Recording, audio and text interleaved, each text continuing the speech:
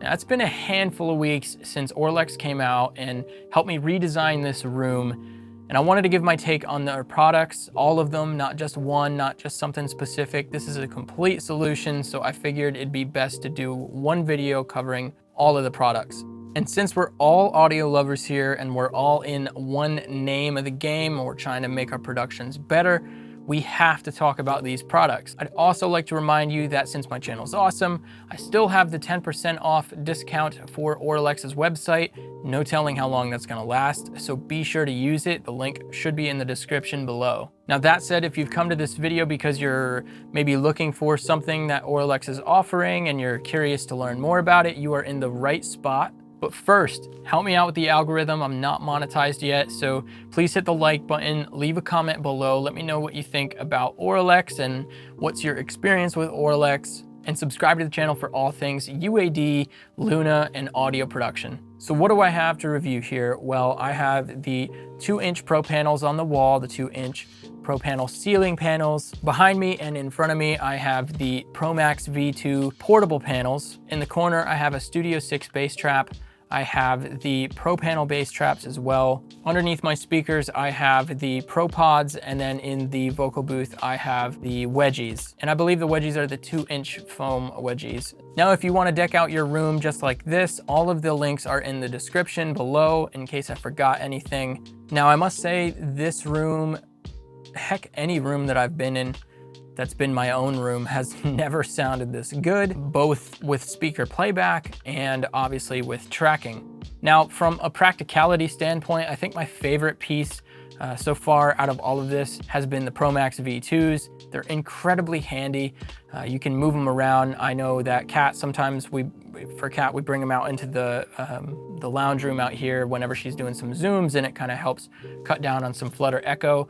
Just like that. And I know if I had a tracking session where I had somebody in here and then maybe another person out in that room tracking guitar, I could move those stands around to where I need them to where they'd be the most effective.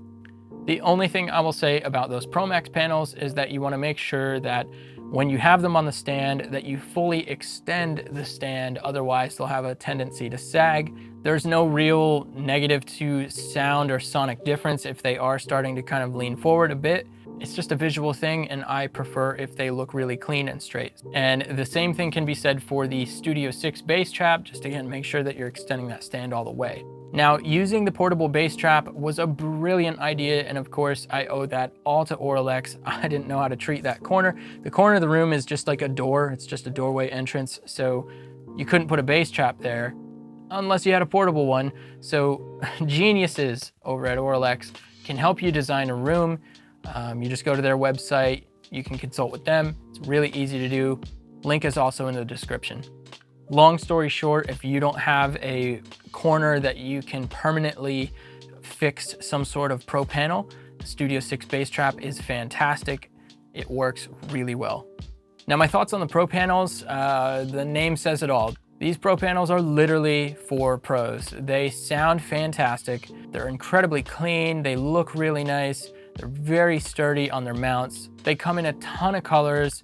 I chose the sandstone, I believe this is. It's like a beige color. It matches my wall and really keeps my room from feeling smaller.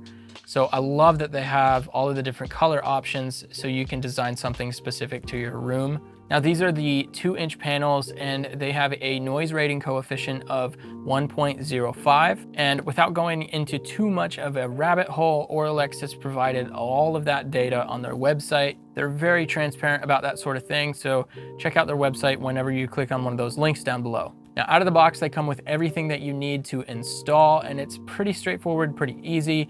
You just got to measure out where you want to put them for your reflections, where it's best for your treatment.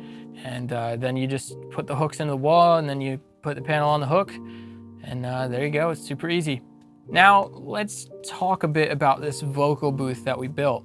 Now, when we were building this vocal booth, I didn't really know what to expect. I've personally used really small rooms before and tried to treat them the best I could, and I've gotten hard to deal with results only because of physical limitations of sound bouncing back and forth, creating weird kind of compression artifacts and all sorts of stuff. So When we talked about the challenge of making a vocal booth, they were totally confident. They just put a ton of coverage everywhere. And I'd seen vocal booths like that before, and I'd never really worked in one before. So this was my first experience. Now with these 2-inch wedgie panels, again, they look really clean, they look really nice. It's always important, right? The strangest thing is when you walk into that room, because it's so treated, you can immediately tell how effective they actually really are. And the results are off the charts. And it took me a minute to kind of understand what it's doing. Really what it's doing is cutting out so much low mid-range, and normally I would go and I'd like high pass a lot of frequencies. A lot of times I'd high pass like well into 250 hertz. The sound is so controlled in there that I end up not needing to do that, and that threw me for a loop. I had to go through a couple iterations and attempts at, miking a voice in there to really kind of get that under control and understand that that's really the sound that it's offering. It's just like super direct sound, and it really holds up well in a mix. Completely blown away with the results. We're gonna look at a project, and here's the example. I ain't falling for blue eyes, sending drinks my way. I ain't falling for blue eyes, sending drinks my way. I ain't biting on a bottle line's been thrown out 10 times a day. I ain't falling for blue eyes, sending drinks my way. I ain't biting on a bottle line's been thrown out 10 times a day. Absolutely phenomenal job. Thank you so much, Auralex, for designing that, because it's incredibly clutch. Now for the disclaimer on the vocal booth. If you're trying to do something like that in your home, do not try that with cheap panels. It's not gonna work. You will not get that same result. Most of those cheaper panels that you can get on Amazon, they really only kind of capture the high frequencies, and so you kind of get like this perception that you're like really impacting the sound, but then you're gonna get a lot of those resonant frequency buildups anyways. Now the last thing I want to deep dive is the Propods. I could be wrong, but I believe that somewhere around NOM this past year, these were new or newer for the Auralex lineup. They freaking work. They're incredible. So what the Propods are really doing is they decouple the speakers from the stands so that the vibration of the speaker is not transferring through the speaker stand into the floor, and that's really important when it comes to accurate playback. They're really sturdy. My speakers don't feel like they're gonna move whatsoever. They're kind of made of like this interesting rubber material. I don't know if it's legitimately just rubber. I think it's some sort of specialized rubber. Now in this test that I'm about to do, it's not a representation of how flat the speakers are. That'd be really hard for me to show you that anyway.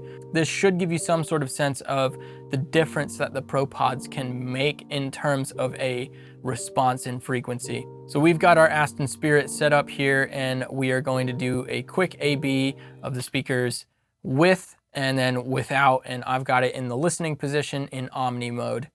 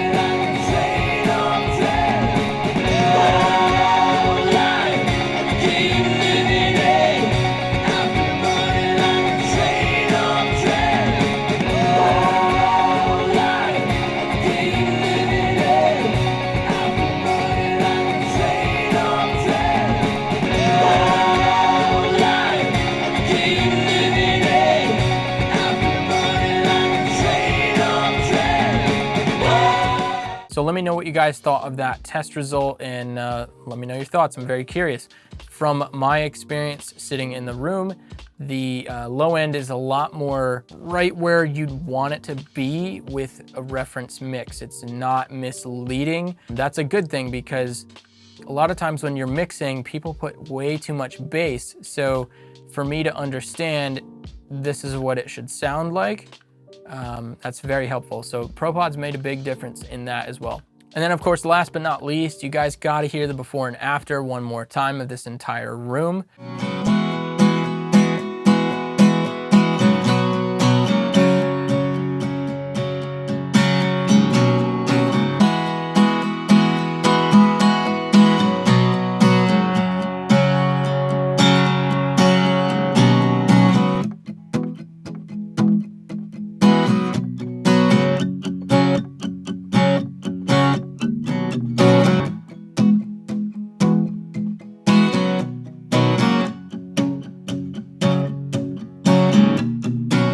So there it is, guys, my thoughts and experiences on all of these Auralex goodies here. It's just one of those things, they're kind of out of the way, you don't really think about it a whole lot, but holy cow, does it make a difference in production. And it really goes to show that if you have experience designing a room like the company Auralex does, and you have a bit of an imagination, you can really get some next level treatment for any sort of room. Now, if you want to up your home studio game and take it to the next level, definitely reach out to Auralex. Again, those links are below. Show them some love, show them some support. Thank you so much for watching. Please leave a comment. Let me know, what do you think? What's your favorite Auralex product featured in this video? And what do you like about it? Then of course, give the video a like and consider subscribing to the channel for more. Outside of that, we'll see you in the next video, guys. Thanks for watching.